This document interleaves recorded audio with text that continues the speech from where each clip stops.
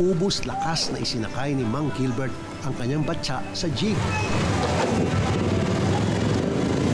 Ayos na sana, kaya lang mali pala ang kanyang nasakyan. Oh, Gran. Biyam ito. Bayam. Mali ang sinakyan mo. Di maipinta ang mukha ni Mang Gilbert dahil bubuhati na naman niya ang mabigat na batsa at mag-aabang ng tamang sasakyang pauwi. Buti na lang, tinulungan siya ng ibang mga pasahero. Sa wakas, nakasakay na siya sa tamang jeep. Nakapagpahinga rin ng ilang minuto si Mang Gilbert.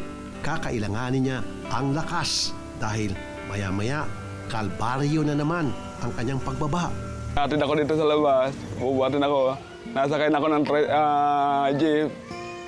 Pag uwi ko ng bayan, ako na lang po nagbubuhat ng paninda ko. Tapos pag ako naman pauwi na dito, ako pa rin.